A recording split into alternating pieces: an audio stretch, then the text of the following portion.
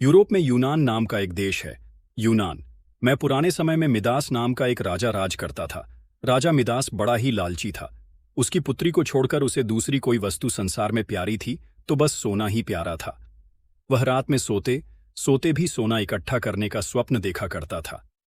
एक दिन राजा मिदास अपने खजाने में बैठा सोने की ईंटें और अशर्फियां गिन रहा था। अचानक वहां एक देवदूत आया। उसने राजा से कहा, मिदास, तुम बहुत धनी हो। मिदास ने मुंह लटकाकर उत्तर दिया, मैं धनी कहाँ हूं, मेरे पास तो यह बहुत थोड़ा सोना है। देवदूत बोला, तुम्हें इतने सोने से भी संतोष नहीं है, कितना सोना चाहिए तुम्हें? राजा ने कहा, मैं तो चाहता हूं कि मैं जिस वस्तु को हाथ से स्पर्श करूं वही सोने की हो जाए। देवदूत हंसा और बोला, अच्छी बात है, कल सवेरे से तुम जिस वस्तु को छुओगे वह सोने की हो जाएगी। उस दिन और रात में राजा मिदास को नींद नहीं आई।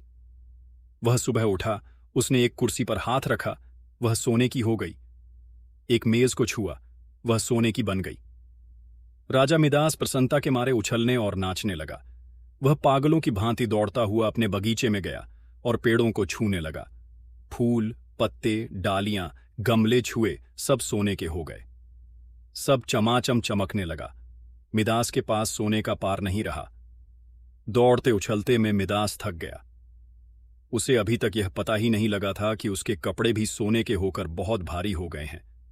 वह प्यासा था और भूख भी उसे लगी थी। बगीचे से अपने राजमहल लौटकर एक सोने की कुर्सी पर बैठ गया। एक नौकर ने उसके आगे भोजन और पानी लाकर रख दिया, लेकिन जैसे ही मैं दास ने भोजन को हाथ लगाया वह भोजन सोने का बन गया। उसने पानी पीने के लिए गिलास उठाया तो गिलास और पानी सोना हो गया। मिदास के सामने सोने की रोटियां, सोने के चावल, सोने के आलू आदि रखे थे। वह भूखा था, प्यासा था। सोना चबाकर उसकी भूख नहीं मिट सकती थी। मिदास रो पड़ा। उसी समय उसकी पुत्री खेलते हुए वहां आई। अपने पिता को रोते हुए देखकर पिता की गोद में चढ़कर उसके आंसू पहुंचने लगी। मिदास ने पुत्री को अपनी छाती से लगा लिया, लेकिन अब उसकी पुत्री वहां कहाँ थी?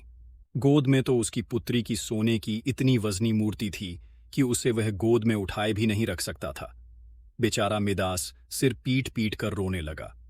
देवता को दया आ गई। वो फिर प्रकट हुआ। उसे देखते ही मिदास उसके पैरों पर गिर पड़ा और गिड़गिड़ाकर प्रार्थना करने लगा, अपना वरदान वापस लौटा लीजिए। देवता ने पूछा, मिदास, अब तुम्हें सोना नहीं चाहिए। अब बताओ, एक गिलास पानी मूल्यवान है या सोना? कपड़ा, रोटी मूल्यवान है या सोना? मिदास ने हाथ जोड़कर कहा, मुझे सोना नहीं चाहिए।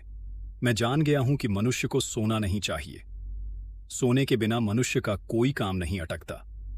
एक गिलास पानी और एक टुकड़े रोटी के बिना मनुष्य का काम नहीं चल सकता। अब सोने का लोभ नहीं करूंगा।